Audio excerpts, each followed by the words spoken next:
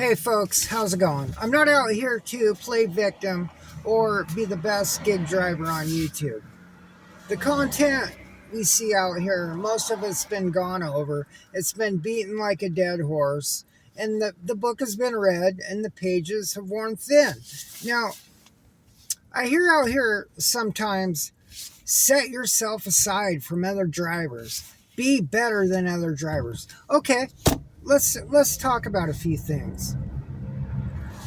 You got drivers in your market, that are part-timers. You got drivers you see on a regular basis, are full-timers. But what sets you apart and makes you better than them? You got a better car, they got a better car, your clothes are nicer. How do you know that what you're doing benefits you more than what benefits them? Just like everything with this gig content, it raises more questions than there is answers. Now, we talk about markets. Yeah, we work in a market, that's for sure. But as you look at these other drivers' apps, their features are different. And not only are their features different, what's going on in their app is different. The orders they get, the orders they see, just like mine, are different than yours. Now, today, I ran into a fellow driver that I run into quite a bit. Now, I ran into him a couple months ago. He was talking about those schedule ahead catering orders. All right. Now, I had just gotten an email right around that time. They were informing me about those orders. But at that point, I signed up for it. But at that time, it was for iPhone users only. Now, but just a little after that, I got a call from DoorDash support. I'm assuming it was support. They informed me, they asked me if I wanted to be a part of that program. And I said yes. And I asked them, well, it was for iPhone users only, they said. They said, no, Android users too. So within a couple weeks, I became a part of that schedule ahead catering program. Now, and that was shortly after talking to that fellow driver that I know. Now, just 2 days ago, I ran into the same fellow driver. And every time he brings up those schedule ahead catering orders. Now, he started talking about other cities. And I'm going, what's he talking about? So he's talking about other cities north of this marketplace, 50, 60, 70, 80 miles away. Now, I'm going, what are you talking about? He goes, yeah, I'll go to this market, I'll go to that market. So we get to digging in our app. So we go to the schedule feature in the app and look for schedule ahead catering orders. I didn't have any. I see them sometimes, but not all the time. The best catering orders I've ever got have been naturally through the app.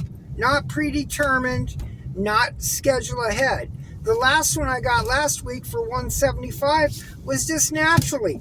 And it goes against everything that's talked about out here on YouTube. Position yourself at a Chipotle between 10:30 and noon. All those kind of things we hear.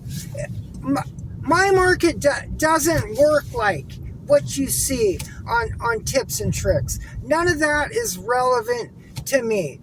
It's drop off an order, you get another one, you accept or you decline, or you head somewhere that you think, or you just go park somewhere. I don't think of tips and tricks when I'm out here driving. All these years later, never have I thought of tips and tricks. It's just go out, do the best you can do, and you know what you've done at the end of the week. So, talking to this fellow driver, we're digging through our app, and we go to the schedule feature, like I said. He was talking about all those cities north of me. He's showing me schedule ahead catering orders in his app that are out of the marketplace. I was under the impression all the schedule ahead catering orders were this marketplace that we work in specific. That is not the case. His schedule ahead catering orders are from this market. He gets them because I seen him at a Chipotle 2 months ago picking one up. And he was telling me that like 40 minutes ahead of time, they cut your orders off. So you'll get to the merchant to pick it up on time. So he's getting catering orders. I counted the markets away. It was 4 or 5 markets away he's getting schedule ahead catering orders from. Now, what distinguishes him from me? He's a veteran driver. I'm a veteran driver. His lifetime deliveries weren't as high as mine. His customer rating was a little low. So how does he get that? Am I jealous? No. I used to be real competitive out here and worry about other drivers. I don't care about that anymore. It's no big deal. I could care less. So he's got features where he's getting schedule ahead catering orders in this marketplace and several marketplaces north. He's telling me he's taking a $200 catering order. He'll drive 60 miles. Well, 60 miles at 60 miles an hour is 1 hour there. Say an hour to do the order, an hour back.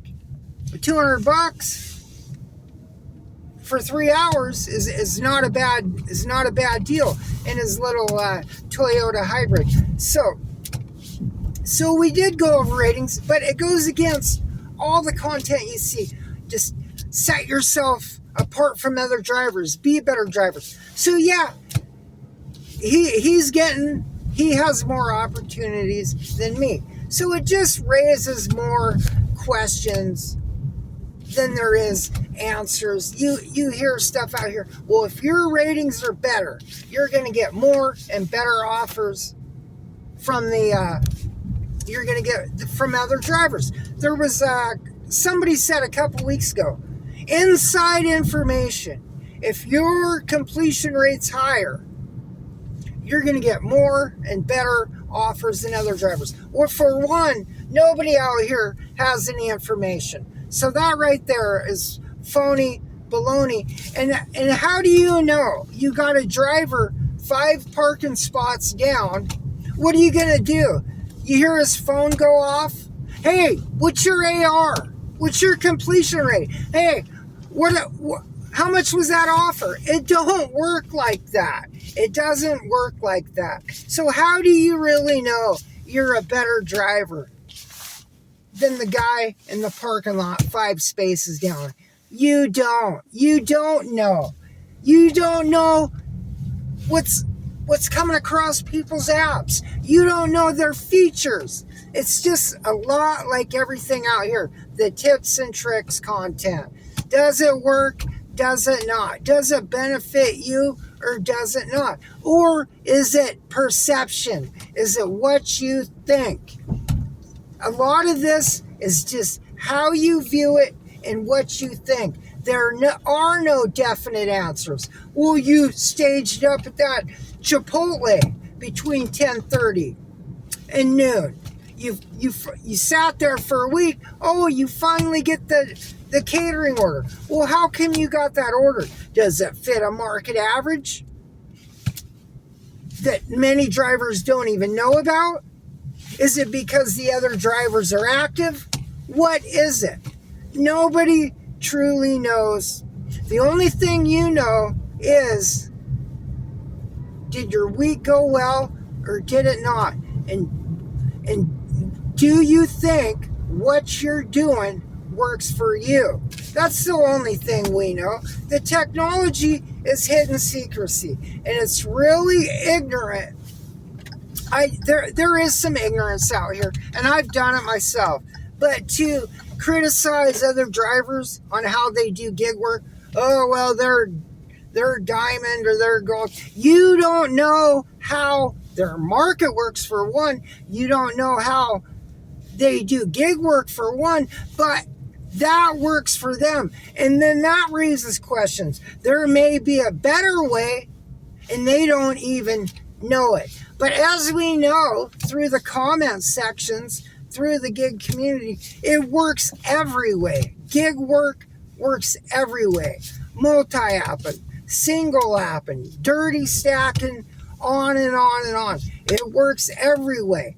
The best way it works is what you think is best for you. And for anyone to think they're a better driver than somebody else, there's just no knowledge of it. It's all right here. What you think.